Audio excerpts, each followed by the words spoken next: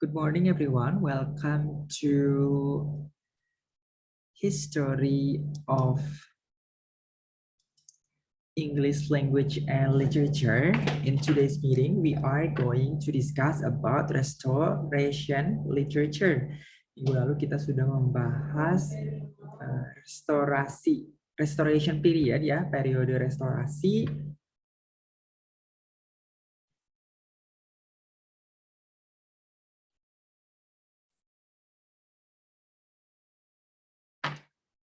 Periode restorasi pada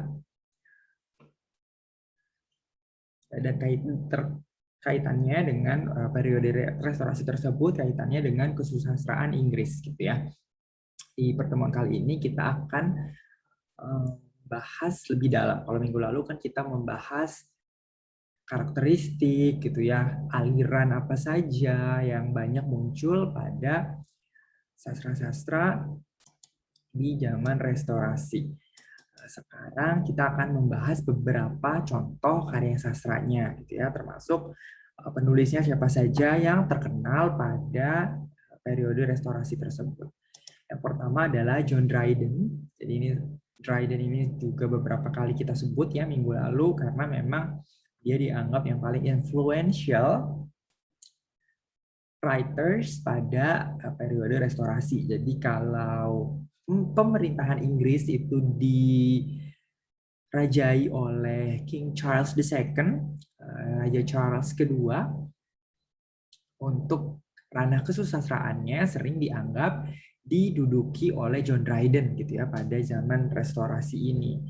Yang pertama kita akan bahas karyanya Dryden yang berjudul Macflagno. Jadi Dryden ini merupakan salah satu penulis yang mempopulerkan satire dan sarcasm sebagai dalam karya-karya sastranya gitu ya.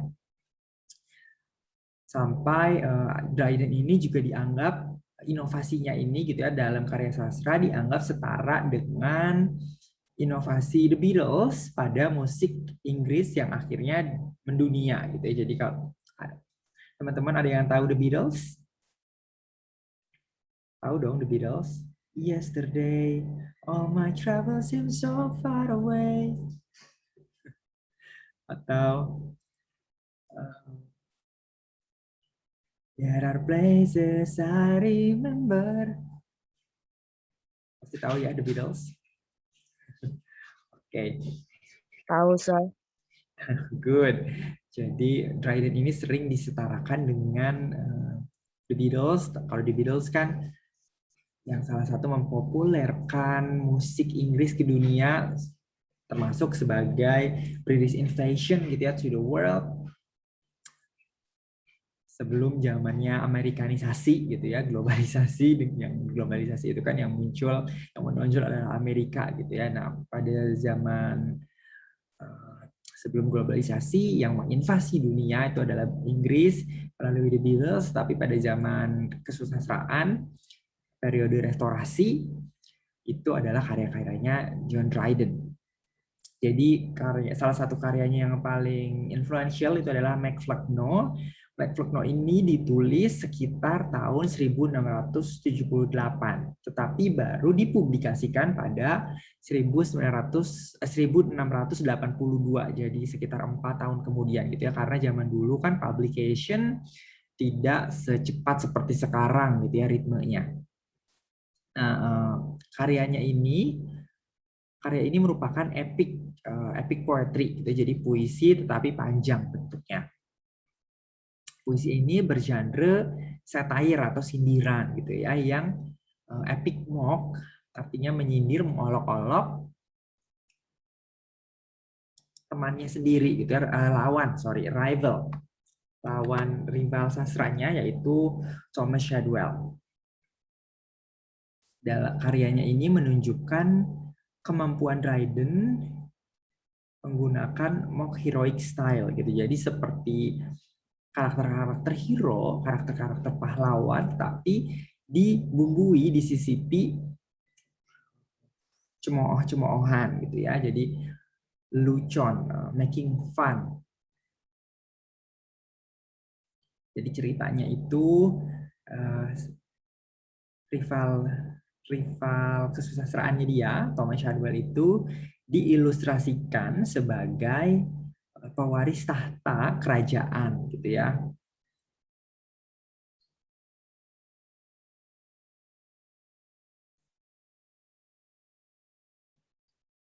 Nah, karena kemiripan antara karya sastranya dengan kehidupan nyata gitu ya, makanya muncul Dryden menggunakan allusion gitu. Jadi seperti benang merah antara kehidupan nyata dengan apa yang dia gambarkan dalam karya sastranya.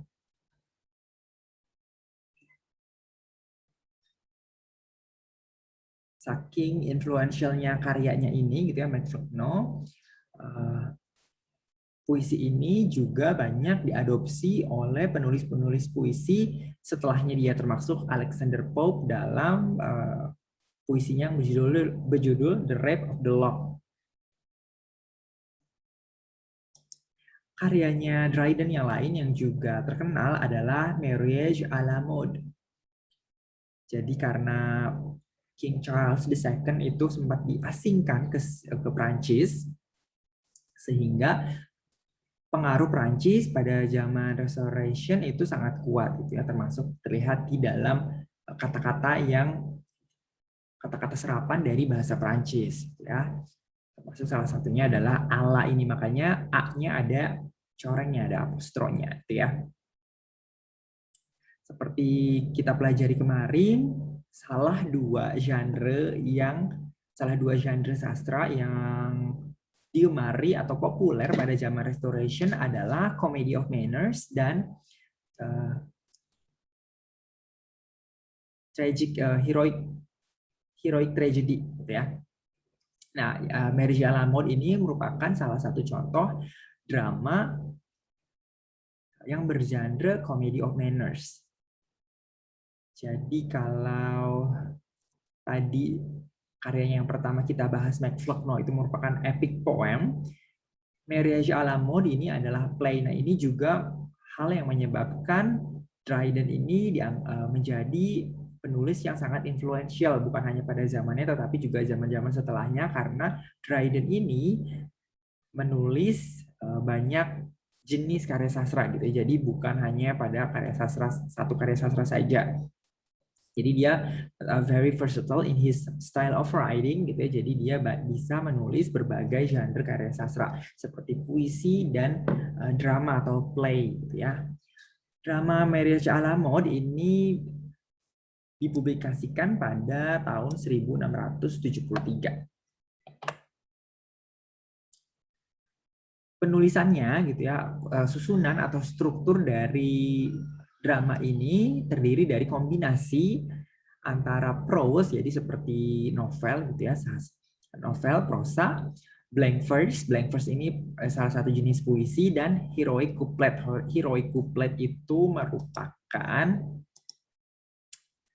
bentuk tradisional puisi dari Inggris gitu ya, yang memang banyak digunakan dalam genre epik dan naratif puisi, yang terdiri dari pasangan baris yang rhyming dalam iambic pentameter. Jadi ada penta itu kan 5, berarti susunannya itu terdiri dari 5 kata yang membentuk musical devices gitu ya. Setting dari drama Marriage à la Mode ini menggunakan Sicily. Sicily ini salah satu pulau di Italia gitu ya. Dan fokus kepada dua jalan cerita yang berbeda tetapi nanti saling menyambung gitu ya. Yang pertama, jalan ceritanya itu merupakan romansa atau percintaan antara Palmira dan Leonidas. Palmira dan Leonidas ini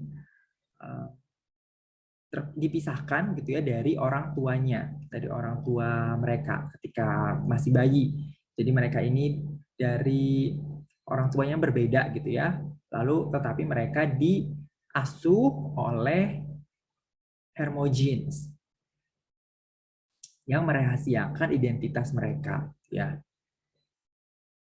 Jadi ini sebenarnya kalau kita runut cerita-cerita atau inti cerita dari sinetron-sinetron di Indonesia gitu ya, seperti ini kan mirip dengan misalkan Putri yang Tertukar gitu ya.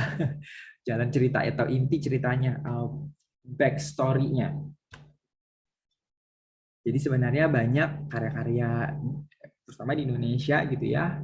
Maybe all writers, Indonesian writers are lack of creativity. Mungkin penulis Indonesia itu kekurangan kreativitas, jadi banyak mengambil inspirasi gitu ya dari karya-karya klasik sebenarnya.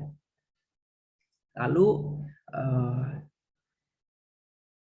jalan cerita romansa Palmira dan Leonidas ini nanti berhubungan gitu ya dengan plot kedua,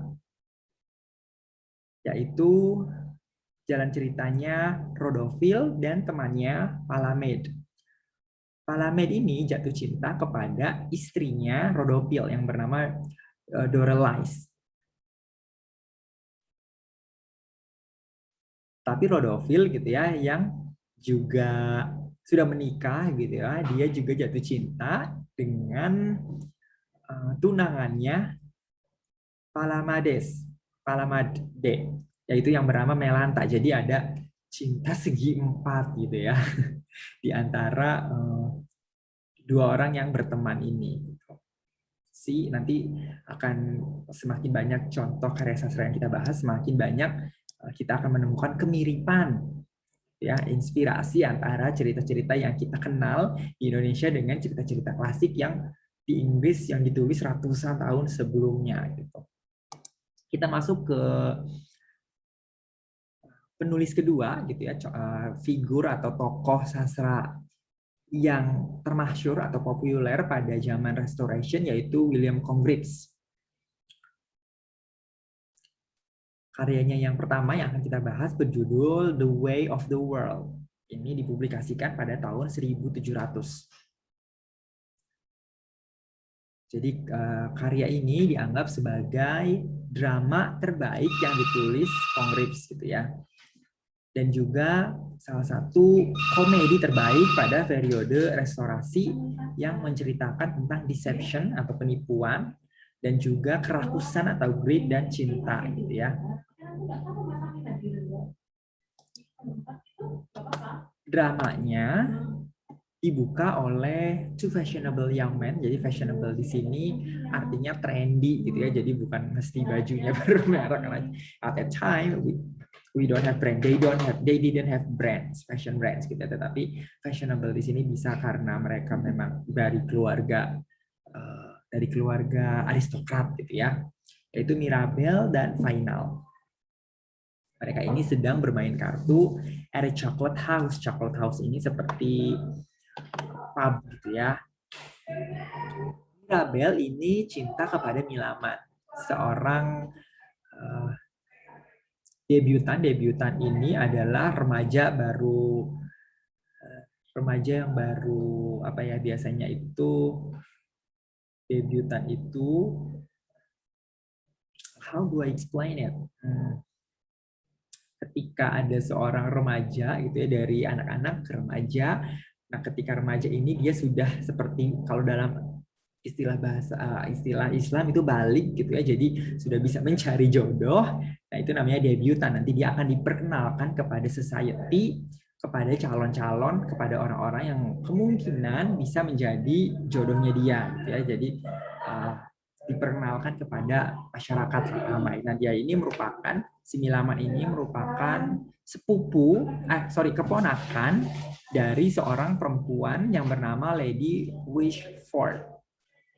Lady Wishford ini dari keluarga aristokrat gitu ya, makanya debutan itu hanya biasanya ini perempuan nanti remaja putri ya, diperkenalkan kepada society, kepada laki-laki yang juga berasal dari keluarga yang sama.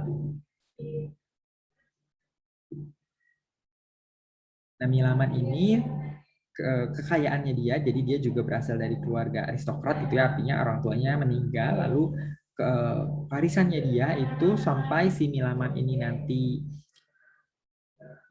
menikah dan bisa mengatur keuangannya sendiri gitu ya. Kewarisannya dia ini diatur oleh Lady Wishford. Tetapi Lady Wishford ini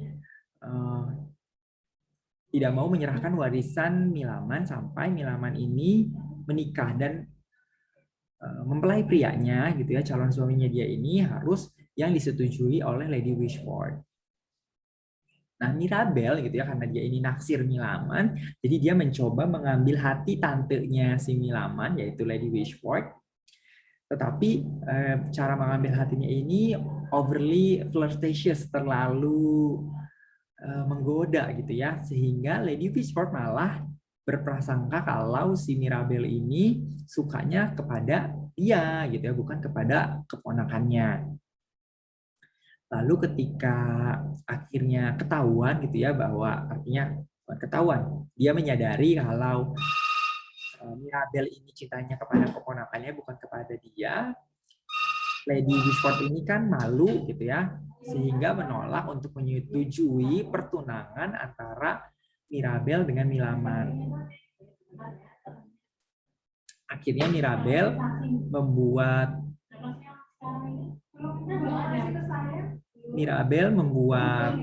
plot gitu ya, seperti intrik untuk memaksa Lady Wishford menyetujui pertunangan antara dia dan Milaman gitu ya. Jadi ini juga ceritanya cukup familiar gitu ya. Cerita-cerita seperti ini seperti yang kita temui cerita-cerita modern zaman sekarang gitu ya. Lalu karya berikutnya yang terkenal dari William Congreve adalah Love for Love. Karya ini ditulis atau dipublikasikan pada tahun 1695. Jadi memang tadi The Way of the World adalah karyanya Congreve yang paling terkenal, tetapi sebenarnya pada zamannya justru Love for Love lah yang lebih banyak digemari gitu ya. Jadi ini juga masih sama bergenre, beraliran komedi gitu ya. Dan menampilkan percintaan lalu juga uang gitu ya, karena tadi masih sama, jadi genrenya berhubungan dengan uang, lalu juga ada tipu menipu, tipu muslihat gitu ya, trickery, dan berfokus juga pada kelas sosial dan kemunafikan kelas sosial.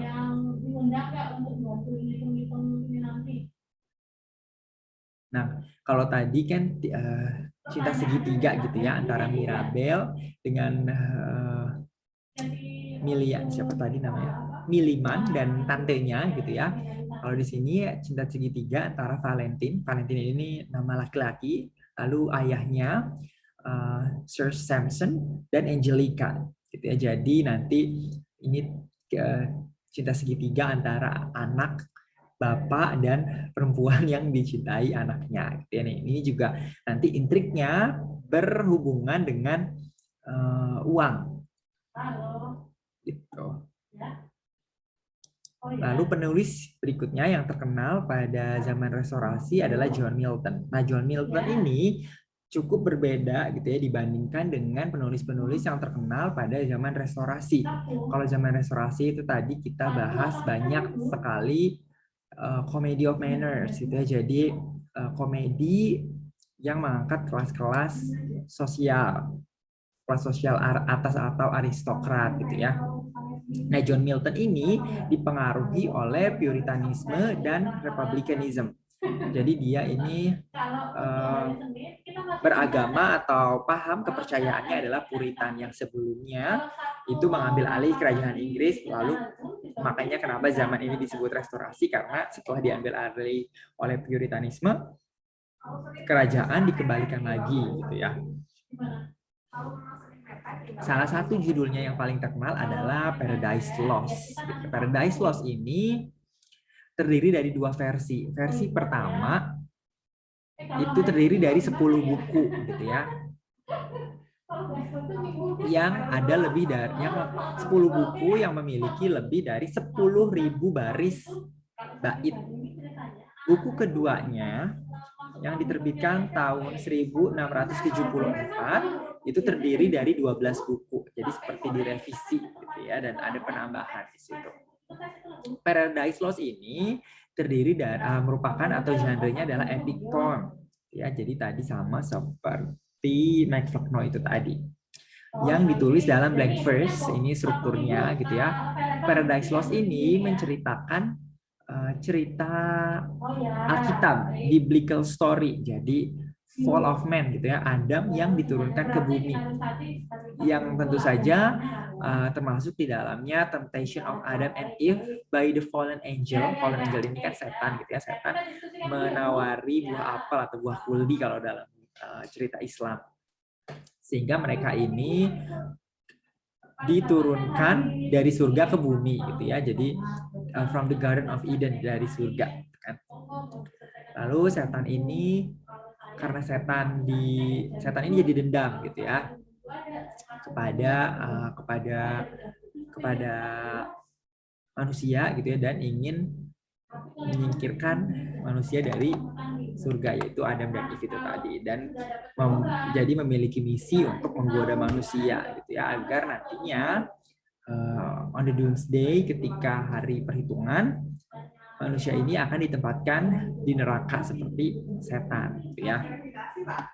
Makanya setan ini bertujuan untuk lead man to sin gitu ya, akan menggoda manusia untuk melakukan dosa. Lalu the Son ini adalah Yesus gitu ya.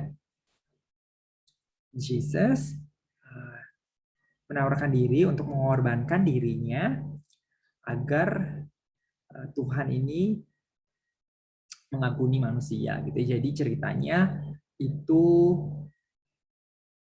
berkutat atau the main storyline gitu ya, revolves around biblical story, seperti cerita-cerita Alkitab, tetapi dibumbui fiksi-fiksi gitu ya. Ini sama, kalau menurut saya, karena saya Muslim gitu ya, sama seperti cerita-cerita keteladanan Rasul dan Nabi gitu ya. Kalau zaman dulu, when I was a kid, ketika saya kecil, my mother used to play me, used to turn on the radio gitu ya. Mama saya tuh suka menyalakan radio, dan setelah sholat subuh gitu biasanya nanti ada kuliah subuh.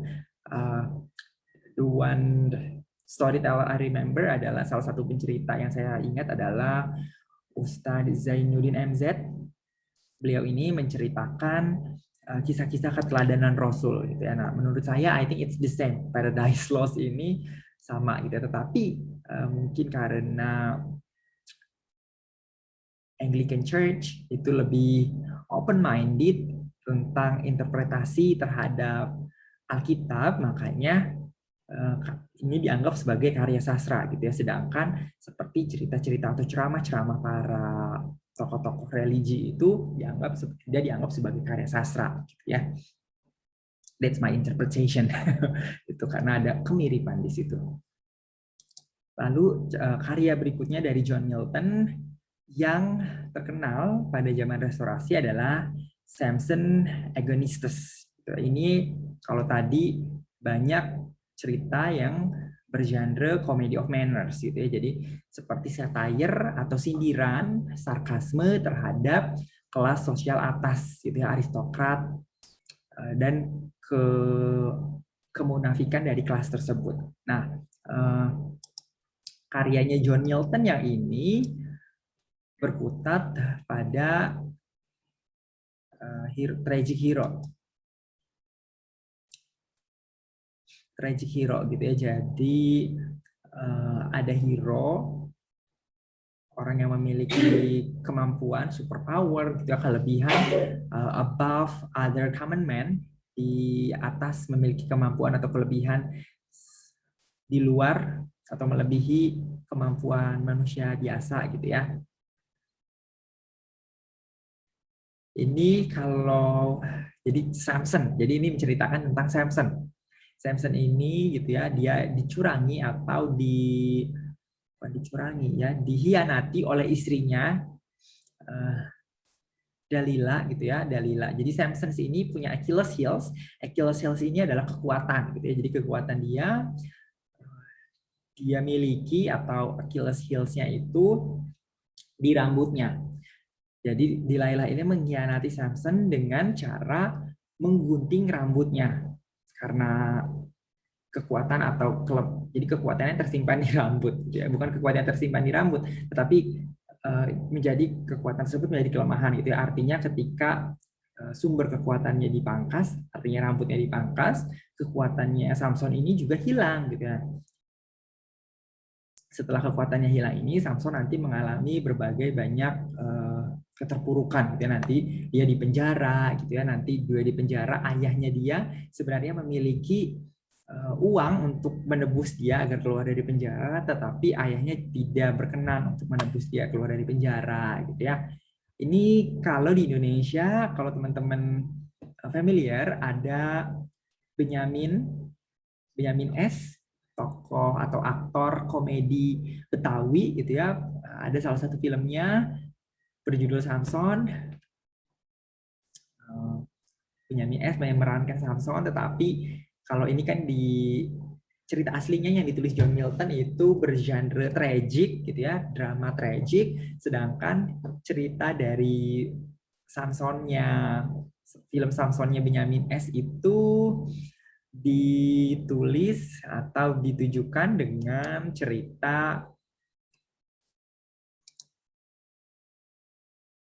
komedi gitu ya, bergenre komedi. Sehingga kalau Samson yang asli itu kekuatannya terletak di rambut, kalau yang Benyamin S itu di keteknya gitu ya. Jadi ketika keteknya dipangkas, kekuatannya hilang, dia tidak kuat lagi gitu ya. It's very funny, I think you should watch it. Seperti yang tadi saya singgung, nanti akan banyak gitu ya karya-karya di Indonesia, cerita-cerita yang mungkin awalnya kita anggap sebagai original gitu ya, tapi sebenarnya adalah merupakan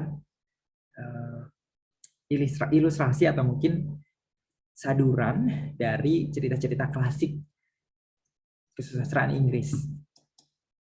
Oke. Penulis keempat yang terkenal pada zaman restorasi adalah Afra Behn. Jadi Afra Behn ini merupakan salah satu penulis drama perempuan profesional pertama di Inggris gitu ya. Jadi zaman dulu kan banyak kehidupan intelektual termasuk seni juga didominasi oleh laki-laki gitu ya. Perempuan adalah second citizen atau warga negara kelas kedua gitu ya. Nah, selain sebagai penulis drama, Afra Behn ini juga merupakan mata-mata English spy. Salah satu karyanya yang terkenal adalah The Rover yang dipentaskan tahun 1677. Ceritanya ini berkutat seputar tentara Inggris gitu ya yang dikirim ke Naples, Italia. Lalu nanti mereka ini nantinya masih percintaan juga gitu ya dengan dua orang putri bangsawan Spanyol gitu ya. Lalu juga nanti ada hubungan extramarital affairs. Jadi perselingkuhan dengan perempuan yang sudah bersuami gitu ya. Lalu juga nanti ada perempuan juga digambarkan sebagai prostitut gitu ya. Ceritanya The Rover ini nanti memiliki tiga storyline, 3 plot gitu ya. Yang plot pertama ini berkutat kepada Captain Wilmore, yang kedua kepada Helena, yang ketiga orang Inggris di perkampungan yang bernama Blunt. Karya lainnya yang influential dari Afra Behn berjudul Oro-Onoko yang terbit tahun 1688. Ini juga merupakan salah satu karya pertama yang fokus pada slavery atau perbudakan. Jadi Oro-Onoko ini merupakan pangeran dari salah satu kerajaan di Afrika gitu ya, yang nantinya dijual sebagai budak ke West Indies. West Indiesnya ini di Suriname gitu ya. Jadi nanti ada banyak berkutat dengan colonization juga. West Indies itu salah satunya kan adalah Indonesia gitu ya. Nanti ini juga ada cinta segitiganya juga gitu ya antara dia Ronoko dengan kakeknya. Jadi kakeknya itu adalah raja yang masih bertahta pada saat itu, tetapi dia ini licik gitu ya. Kakeknya ini mengirimkan gadis yang si Oroonoko ini taksir untuk menjadi slave, sehingga lalu nantinya Oroonoko ini juga dijual sebagai budak ke Amerika, dan nantinya mereka Oroonoko dan gadis yang dia taksir namanya Imoinda, atau setelah menjadi budak namanya adalah Kremong. Kremene ini yang nama di akhir garis paling bawah, itu nanti mereka bertemu di Amerika. Jadi Faber ini adalah salah satu penulis pertama yang fokus pada cerita-cerita slavery. Penulis lainnya yang fokus pada cerita yang fokus pada penulis lain yang populer pada zaman restorasi adalah Wycherley yang berjudul The Country Wife. Ini juga sama, nanti berisi intrik seksual dan lelucon seks dengan karakter-karakter yang nakal gitu ya. Drama ini terkenal pada saat itu scandalous gitu ya. Jadi banyak skandal yang artinya bombastis gitu ya, sehingga efeknya.